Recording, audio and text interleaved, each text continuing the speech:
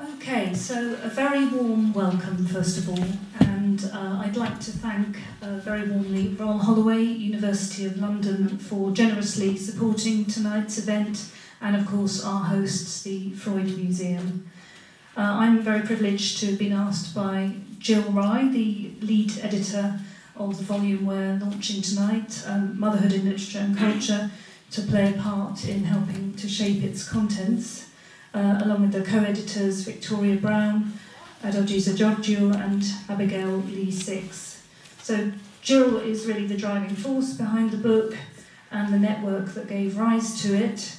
That is the Motherhood in Post-1968 European Literature Network, which was funded by the Arts and Humanities Research Council. So I'm going to hand over now to our chair tonight, Yasmin Alibhai-Brown. And I think then she's going to give us the opportunity to introduce ourselves, the panel, more formally. So, Yasmin. Thank you. It's really interesting that we're doing this now, because I was just thinking back how motherhood has changed and motherhood stays the same. So when I came here, I was just telling Lisa the story when I came from Uganda in 1972, and then I was pregnant 6 years later. This was the time of a different kind of feminism, and actually penetration was rape or betrayal, or whichever way you wanted to look at it. And I hid my pregnancy behind a vast pair of dungarees for an awfully long time, and it was bewildering because I'd come from a country where women were dying at birth in huge numbers in Uganda. And we've been through so many cycles since then. And one of the most interesting bits of work I did a few years ago was at Grenfell Tower with teenage mums, black and white. And what was very interesting then, and I really hope to God they weren't among the dead, how entitled and confident the black women, young teenage mothers I interviewed felt. And they used the services, and how the working class white teenage mums were intimidated by the services. So that's what I mean, that things change and they stay the same. And I've really loved, I haven't read it from cover to cover, I've read a lot of this book. And my congratulations to the editors and the writers, because it's so accessible. Because too often academic writing is so obscure I can't understand it.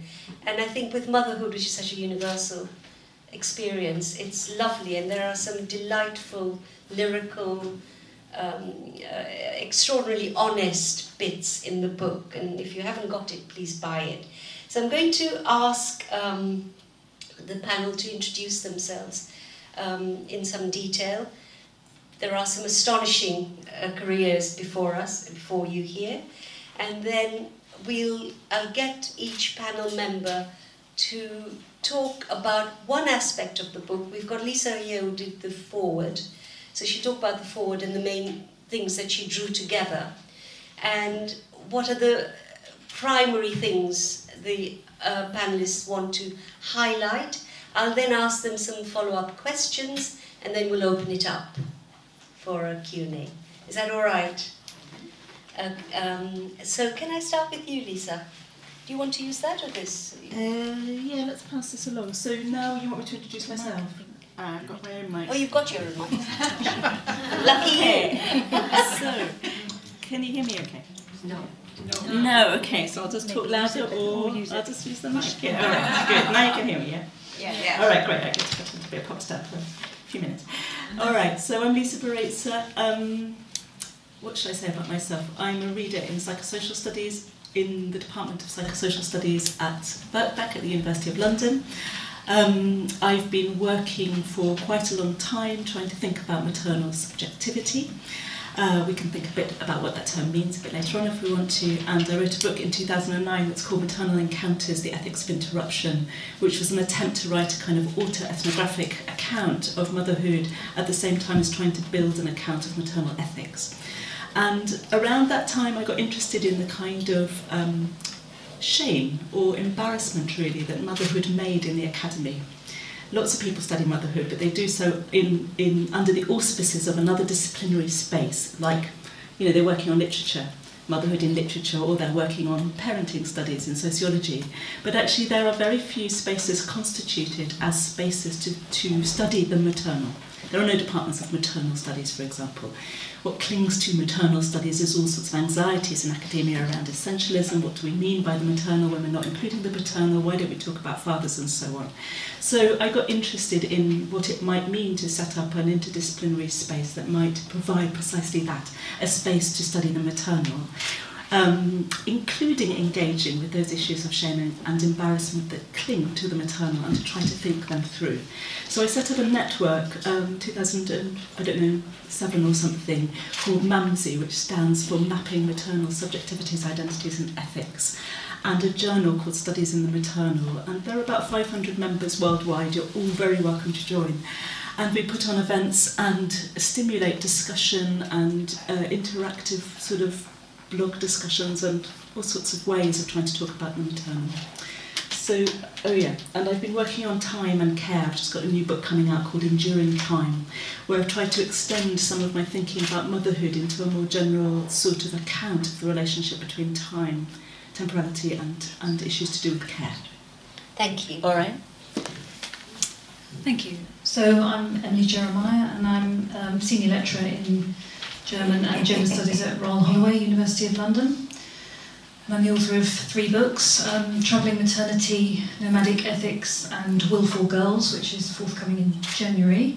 So I'm consistently interested too in ethics and in gender and literature. And I'm also a translator of Finnish literature. And I work with my mother often, who is Finnish. And together we translated, for example, a novel called White Hunger by Abigail Lee Six, which was longlisted for the Man Booker International. And in my chapter in the book, I talk about a novel by the British novelist Sarah Moss called Night Waking. And I draw on Lisa's fantastic work, influential work, to talk about interruption and about time precisely. The main character in that novel is interrupted often. She's an academic trying to write an academic book by her sons, and her husband is not. So the novel explores heterosexuality and the gendering of time and the privileging of male time over female time, and specifically maternal time and care. And I'm fascinated by ambivalence, which has been described as involving a mixture of loving and hating feelings towards one's child or children, and by the complexity and difficulty of care, which is routinely dismissed and sentimentalised, ignored, and by the labour and the effortfulness of mothering. And I think it is urgent and imperative to highlight those things, and profoundly political, in fact. And I think one of the things that the volume does, I hope, is highlight to the role of the arts and the humanities in opening those things up for discussion and making them clear, hopefully, to policymakers, what we can hope, and to the media, to journalists, to other constituencies beyond the academy, potentially. Thank you. Thank you. Hi everyone, I'm Carolyn Jess-Cooke.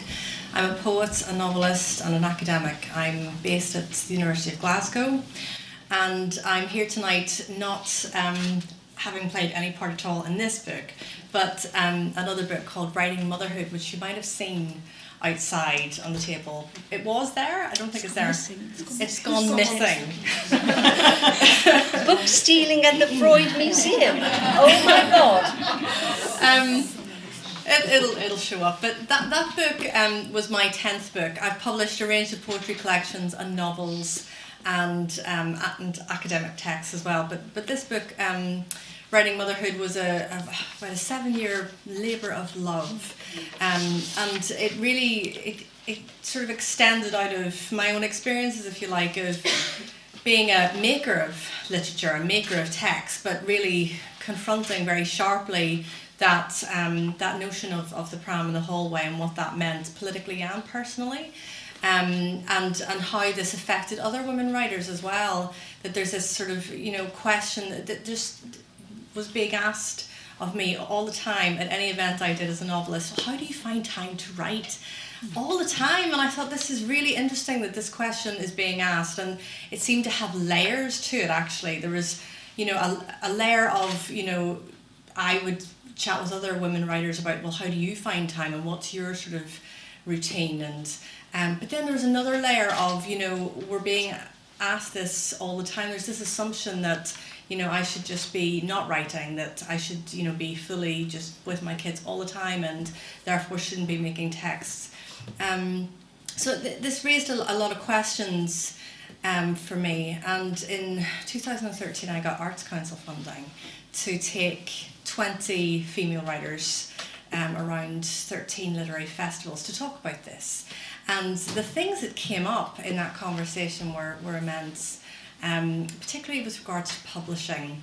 So it's not just in terms of the act of writing that, you know, it seems somewhat subversive for a woman to be writing, but in terms of publishing as well, that dreaded term chick lit just kept surfacing over and over again, and we discovered that, you know, some very non-maternal subjects that were more relevant to women, more broadly, whether they had children or not, these subjects, when they were found to be in books, were packaged by the publishers with covers that featured teapots and wellies. And so what does that communicate about women's issues? It just seemed to me more and more that motherhood is a site of, you know, wherein sexism is permissible. And how that affects the creation of literature, I think, is a very important topic. So, yeah, thank you. Thank you.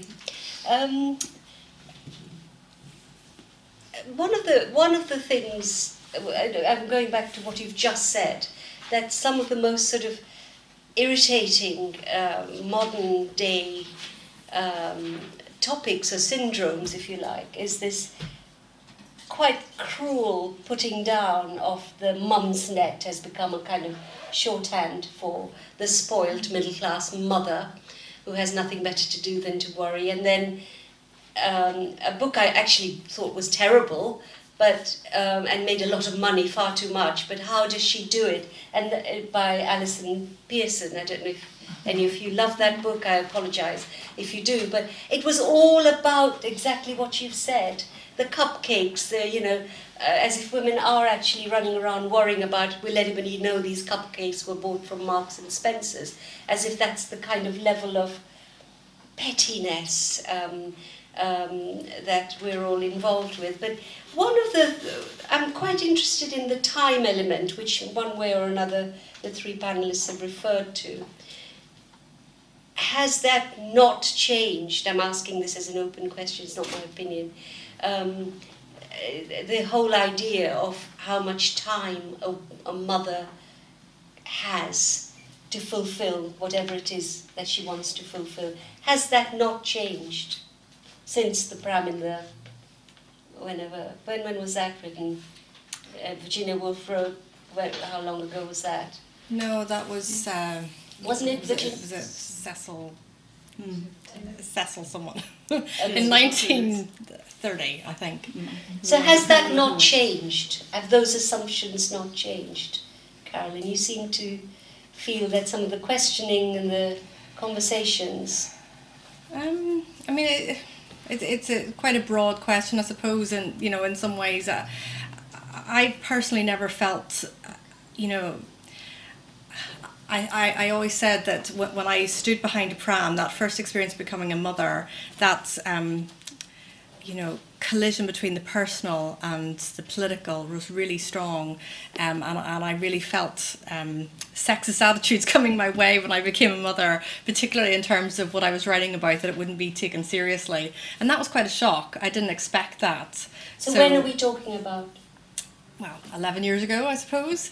So quite recently. Yeah, fairly recently. And, you know, when I think of my own mother, I mean, I don't know, she didn't write, but I think in some ways we've kind of regressed, actually. There was a lot of things that I would discuss with her about motherhood, obviously, as you do, and she was kind of shocked, and she was like, it's getting harder, it's getting worse, you know, in regards to childcare and attitudes and the parenting police. Yes.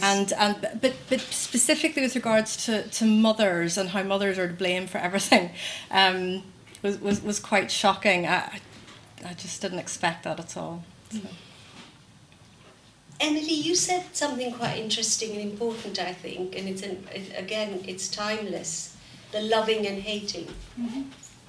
I'd really like you to develop that, because I think that's again something that seems to have gone back a long way and continues. Yes, I mean, it is timeless, and I suppose one could say it is an unchanging feature, but it is also culturally specific or influenced by particular context, or sharpened perhaps by, for example, neoliberalism, if we're talking about the present. I don't think aided by a context in which this scrutiny seems only to be sharpening, if anything.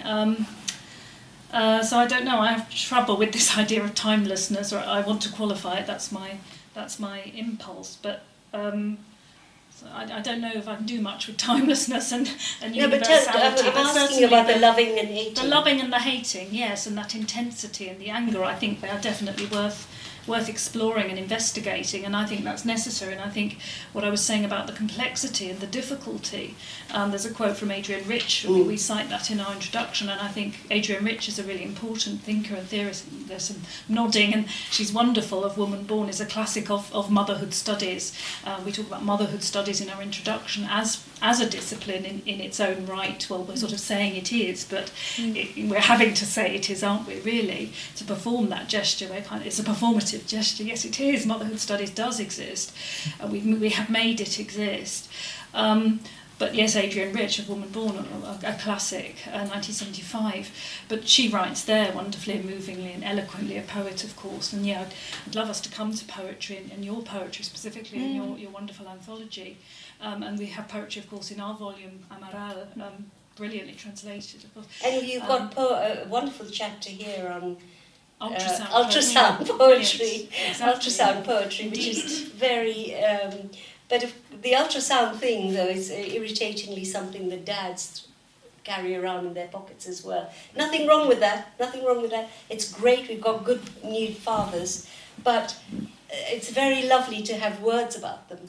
Yes, and precisely the chapter is arguing that ultrasound poetry is a way for the pregnant subject to assert herself against the scopic controlling gaze, or the potential of that, ultrasound to precisely flatten the fetus and the mother. So yes, the possibility of poetry to evoke complexity and then the interiority of the mother. But the political point is an important one, because we are now living, like these women I interviewed, where the inequalities are so deep. They're so deep between those who are, okay in terms of income and possibilities, and those who are really losing it. And I did some work with Harriet Harman, where we looked at, this is about 3 years ago, we did a nationwide study of women in their 50s and how they felt about their lives. And what was so interesting and actually really painful was how many working class grandmums in their 50s were now caught between having to look after their grandchildren because childcare is so expensive, and the women, because of the political program that women have to go out to work, mothers have to go out to work, they can't afford the childcare. So these mums, working class mothers, were having to look after the grandchildren and also their own parents. And so many of them were seriously, in terms of their health, suffering, emotional wrecks, and it really was a shock that here we are, supposedly living in times when some of feminism's aims have been achieved, but a political program, a particular deliberate political program, is punishing women in their 50s and the mums and all the rest of it. So the political point is a really important one. We don't talk about that enough. But Lisa, is there anything optimistic happening? Is there now? And I wanted you to please also explain what you mean. You said you would by your term, subjectivities. Is there anything optimistic? I think we're talking about a feminist history. I think what you said at the beginning, Yasmin, about thinking both historically. So you started with your own anecdote about a moment in feminism where you might have to feel that you had to hide a pregnancy under some dungarees in a feminist context, and thinking that might have moved on. And you also gave us an example of something that might cut across that feminist history, which is about social class. And I suppose that context of thinking about the place of the maternal as a sort of fulcrum through which feminism comes to encounter its own blind spots and its own difficulties with moving on is a really important one. So I think Angela McRobbie's work on the post-feminist contract and, really trying to think what happens for women who have dramatically entered the workforce in the post-war period, what happens to them as they hit motherhood, and the ways that suddenly all of the promises that come with a certain kind of equality that is linked with a certain kind of labour suddenly unravel, and that what happens then is that feminism is not available as a resource if it doesn't also include a discourse of maternity as itself a theoretically understood underpinning for how we might understand a female subject. And that's been the real battle, that somehow the feminine and the maternal are put at odds with one another. Yeah. Yes. And that feminism struggles to incorporate and theorise. Julia Kristeva famously said, Western discourse does not have a theory of the maternal. Mm-hmm. And what does that mean? It has, in a way, a theory of matricide that founds the Western inaugural moment, the disappearance of the mother, if you like, or the figuration of the mother as a border territory, as she who gives form to life but can't take form herself. All of those old arguments, I think, are still completely relevant. And so when we talk about hopefulness, then I guess we have to think about it also in terms of what does the maternal as a figuration also propose about a temporality of the future. I mean, motherhood carries the temporality of the future, right? Supposedly. Mm. It is the place where you give birth to time. At the same time, we're living through a time where the future is dramatically foreclosed. Mm-hmm. That's part of our temporal imaginary at the moment, is that the future is not unfolding in the way that it was unfolding, potentially as a cultural imaginary in the post-war period, in which progress, the idea of what's going to come is going to be better than what we have now, as a formation is no longer functioning, I would say. So then you have to ask both what then does the maternal mean, if it's no longer a placeholder for the future, but also what can the maternal offer as a way to reimagine the idea of a future. So I think asking is there any hope that's a sociological question, if you like. There's always hope that we can change some elements of our social condition.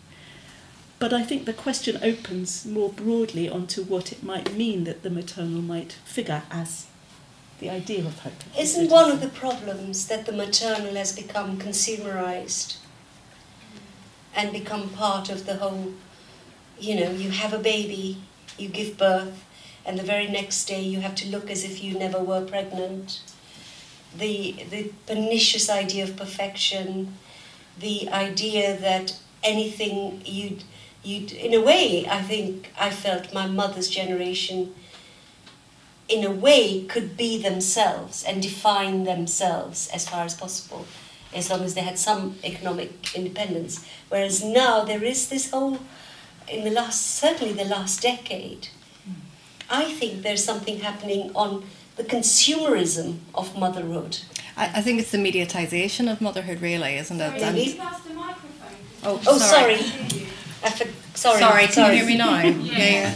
I was saying I think that's the mediatisation of motherhood as well as, you know, as capitalism and consumerism, but I think that the media has played a substantial role in defining motherhood and sort of taking away that subjectivity that you're mentioning. And, you know, just to speak to that a little bit more, it was very interesting, the tensions that rose up with my tour, with Writing Motherhood tour, when we would go round. I remember someone on Facebook posted that it just sounded like a bunch of middle-class mothers moaning. And I thought immediately, wow, class is brought straight into that, how interesting. And, you know, people would ask frequently, well, why is it not writing parenthood, why writing motherhood? And it was said in quite an angry way, actually. And I found that interesting and a little, I think I hadn't expected that. But they wanted to know, you know, what about fathers, you know. But to me, it seemed very much about this idea about women reclaiming that subjectivity and defining motherhood, and maybe some people feeling uncomfortable with that definition. And I'm trying to think of the other thing that came up. Oh yes, again, this links into what you were saying about kind of pitting non-mothers against women with children, and you know, again and again it was brought up about this project kind of polarising women, and I thought, you know, no, that we're talking about issues that are relevant to all women. This is about feminism, but you know, it was sort of seen as an uncomfortable kind of discussion that perhaps we were, you know, by talking about motherhood, you're suddenly pushing some women out of the room. So these were interesting discussions, I think, and to me pointed to a lot of the tensions between, well, not between, but around the maternal as a contested space. As a stupidest student in the class, I still want to know what subjectivity is. Sorry. Well, I guess in the history of Western philosophy, those who have been assigned a subject position tend to be those auto-effective male, separate, bounded entities that come to be seen and named as a subject. And I guess the whole issue about what happens when you bring the notion of the maternal into relation with the notion of a subject is that something gets disturbed around what a subject might mean, because I guess it is a very odd thing to understand that some subjects, let's call them women, are able to produce others, or to become two, or to become more than one. And that disturbs the whole foundation in some ways of the Western philosophical tradition. So I think for me, the place that mothers have been assigned as subjects traditionally has been that place of the disappearing subject, the cora, you know, the container, the one who gives rise to form. In psychoanalysis, for example, it's understood as an object rather than a subject, the maternal object. She who is there to be left, as Anna Furman famously said, probably in this house actually, a kind of disappearing subject, or the subject that needs to, by definition, be killed off in order for the infant to separate and to become a subject that is separate, bounded, freed from what Kristeva called the clinging and caring mother. So that puts maternal subjects into what kind of subject then is the maternal subject, other than a subject emptied out of subjectivity in order to give rise to this thing we call subjectivity. So that's an interesting paradox. Fascinating. Yeah? I'd never thought about that. Emily, you've talked about the politics and you've talked about,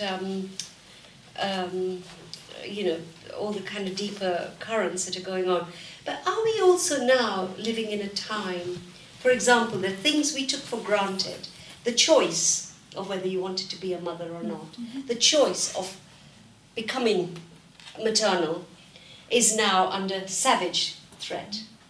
And so there is both a kind of now a duty. I don't know if you've seen this. I mean, you go to Mary Stopes or anywhere, and these ghastly people, including men and women, you know, I never thought I'd see that in this country. It's spreading, isn't it? And there is a pressure in our politics at the moment. Indeed, you're right, and you're right. We took it for granted. We did.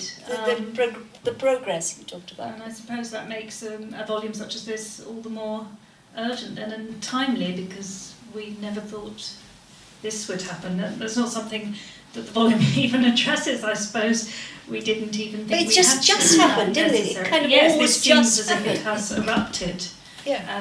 And shockingly, if I may just come back to that question of class, and perhaps also just address some of the other issues that the volume addresses, if that's all right, because I do think class is deeply significant. It's come up more than once, but it does relate also to that question of time, because of course time is a privilege, isn't it? Having time, whose time, is worth something. You can pay, if you can pay for somebody to clean your house, fine, but if you can't, well, you're the one doing the cleaning, that's another matter, isn't it? So who can, afford to have time? Well, I suppose to write, but for example, a privilege, isn't it? Virginia Woolf wrote about that, didn't she? How many guineas you needed? I can't remember, but you needed a fair few, didn't you? But yes, class is immensely significant, of course. But other factors too that we address in our volume, I think, probably deserve at least a mention as we sit here, academics, most of us, or connected somehow to the academic realm. For example, disability, which is addressed in the volume importantly, the obscuring of disability, other sort of axes of difference such as sexuality, so Gill's chapter on lesbian mothering, and the difficulty of just self-assertion, self-definition in the face of injurious norms, normativity. And yes, I think we can link that to neoliberalism, this ferocious neoliberalism, and that sort of those norms of parenting. And I think Ruth Kane's chapter is extremely important, actually, about a novella about a poor single mother, and I think that novella is extremely important. If we can also talk a little bit about literature, because one of the driving contentions is to do with literature and the arts in making these issues urgent. The chapter by Ruth Kane brings literature into dialogue with law and with the media, which can be, doesn't have to be, but can be shrill and simplistic, and can ignore the nuanced realities of mothering, say. So literature can nuance debates about, for example, filicide and about poverty. So that novella Bord de Mer, I think, is Beside the Sea, is a really important one, and Ruth Kane's chapter is excellent, I think. So Adriana Hunt is the translator, and the publisher's Pyrene Press. But yeah, I think there are so many factors that shape the Rebecca bits, the bits about Rebecca and Daphne du Maurier. I think it's beautifully done, actually, the literature woven in with the kind of sociological, political analysis. I'm going to open it up to the audience, but I did want to mention that the race issue is also, or ethnicity. Yeah. I recently, a month ago, got to interview, because I was always very worried about, we're talking about these Muslim groomers who exploited white girls, and I wanted to know what they were like indoors with their children and their wives. And nobody had done that, and so I did it. And what was so shocking was how those women were producing child after child. They were being maritally raped. The 3 women I talked to were all being maritally raped, except they didn't understand the concept of marital rape. And some of them hated their children, okay? They hated their children, and why would they not? Because of the lives. They were brought over as 15, 16-year-olds from some village, had never had autonomy, and it just made me kind of realise what women who are raped in war zones and then have children, what that must feel like. I mean, you talked about love and hate, but you suddenly ask, this is here and now. In our country, there are women who have those same feelings about maternity. It was a really wake-up piece of writing and research, really. I'm going to open it up to the audience. If you'd like to say who you are, and keep your comments and questions relatively short so that we can get a wide... yeah. Before we do that, can I just ask, in terms of the contributors to the volume, how many of you are here? I can see Ruth. Gail, that's really fantastic. That's really okay. Just so that we know. I mean, I feel like you should come here. Yeah, come forward. Ruth and Gail. Because people may well have questions for you. There's a seat here. You can have my seat. Sit here. That would be great. Hi, I just mentioned your chapter. Brilliant. Welcome. Yes. Hi, my name is Maria Jose Blanco, and I just wanted to make a comment on what you just said, because just a few doors away is the Anna Freud Center, and they do work with perinatal, some mothers who have been raped in war zones especially, and because of course that child is not only the father's child, it's also the mother's child. Yes. And that is very important to actually make the woman realize who they are bringing. Okay. So they are able to actually love their children when they are worked with during pregnancy, before the child is born. Okay, interesting. Any other? There's a lady there. Hello. Do you want me to say where I'm from? Yeah, I work at the University of East London. I was interested in your book in terms of the European perspective, because a lot of the work that's been done recently in family studies and mother studies, as you mentioned, is looking at the issue of neoliberalism, and because of that, because neoliberalism tends to be more perhaps intensely embedded in Anglo-American cultures, it hasn't looked at continental Europe quite so much. So I was interested to think about what perspectives came from, going a bit wider and looking at European cultures, and what sort of commonalities and differences you found in ideologies around motherhood, particularly in the last sort of 10, 15 years. Thank you. We'll need the mic back here, I think. Emily, you've done the German. Such a huge. I sort of want to say read the book. But also, Ruth, I'm kind of tempted to hand the mic to you because I could say a couple of words. You first. But because it did come up in Ruth's chapter precisely in a sentence, and then Ruth and I corresponded on this. But it was mainly me saying that's really interesting. I sort of want you to take it further, but we couldn't. The word count was already out of control at that point. But I mean, I kind of wedged it into the introduction a little bit as well by referring mainly to Alison Phipps, whose work is really significant, of course, on neoliberalism.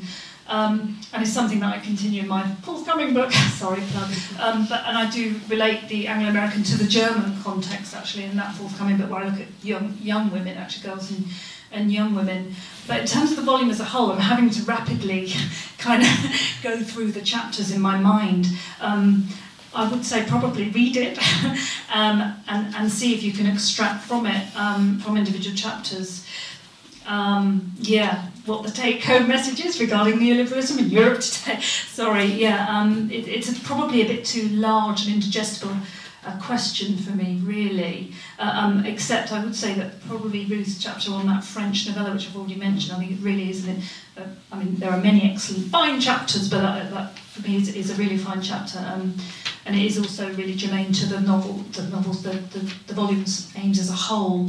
But I will now hand over to Ruth, if I may, because I know you've also worked on neoliberalism and mothering. Yeah, that's right.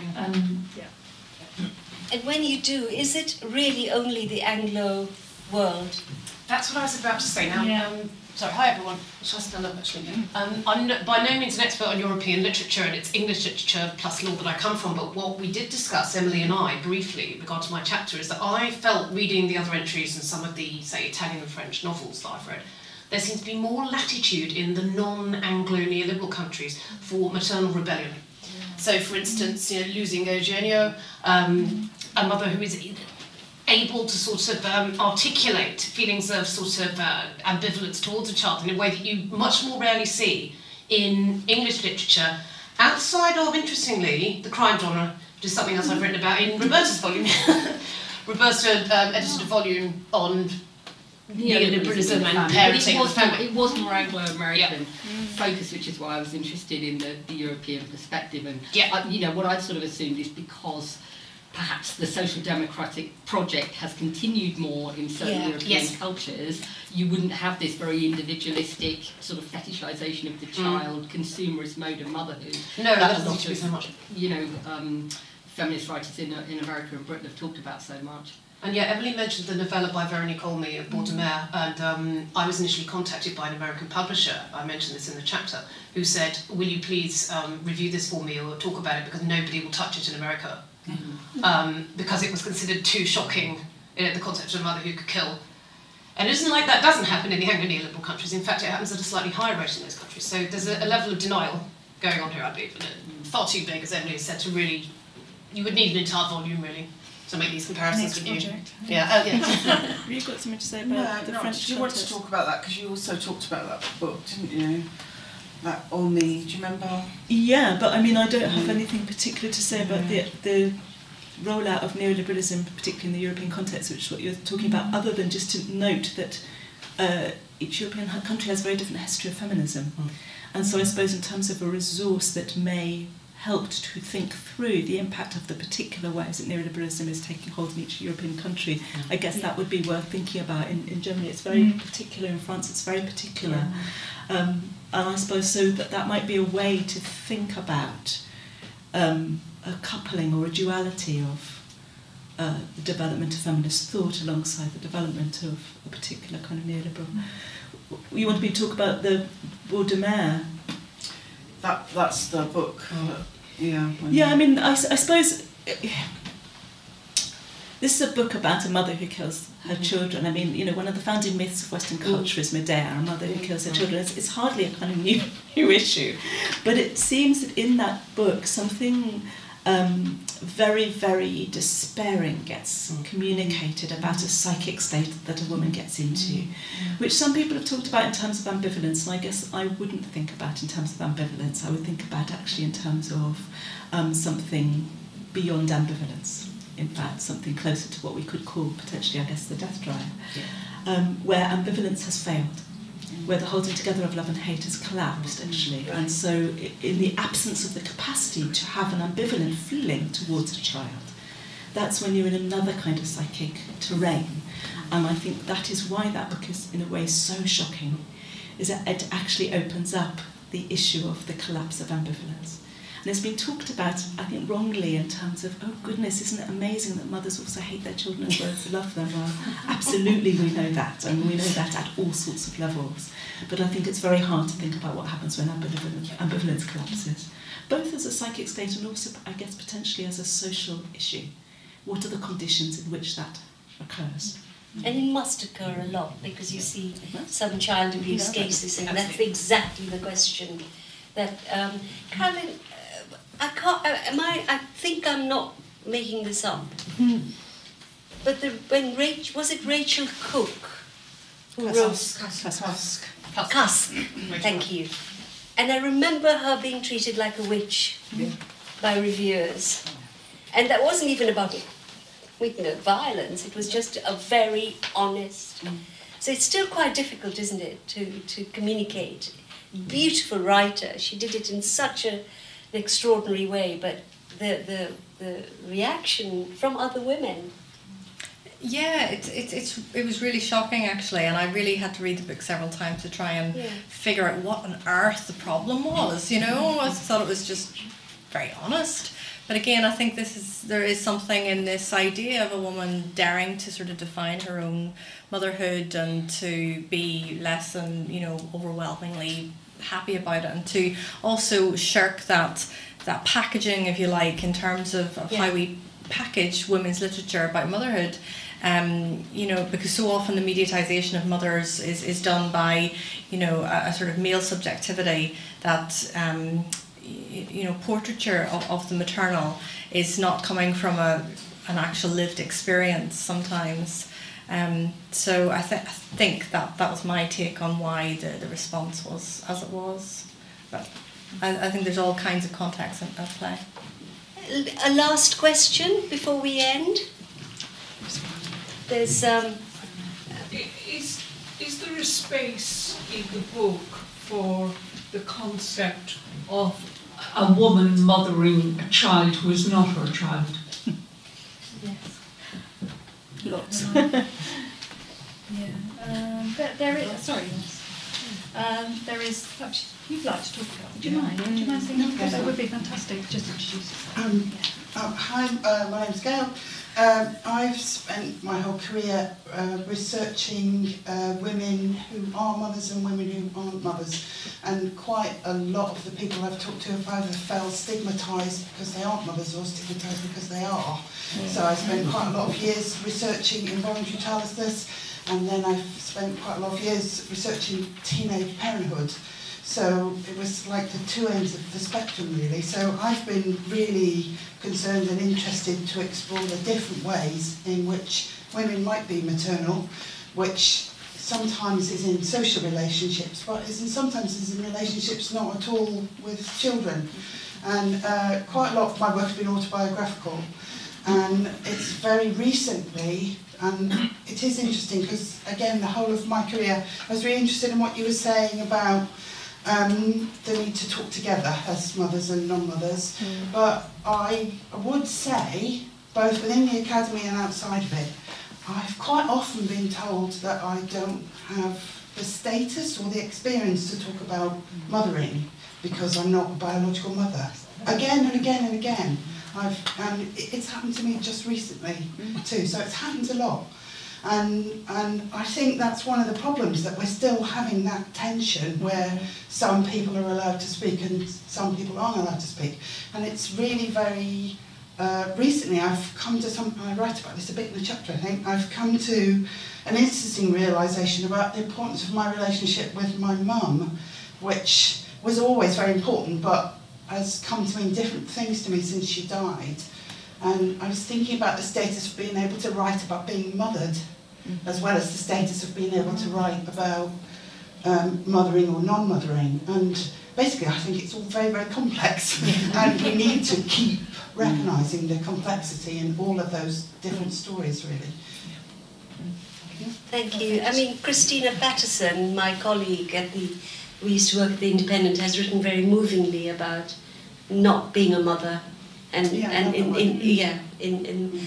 the present time. So thank you all. There's so much to think about and so much. All I remember is when my son was born, and I was too young to be a mom then. This was the dungaree baby. And one night we didn't have plastic bottles, and he was crying. And I just threw this bottle down and walked barefoot on glass. I shall never forget that. Never forget that. Thank you so much. The book's for sale. We're here till 9. You can talk to the authors, the editors, and exchange experiences downstairs, please. And thank you all for coming. Bye.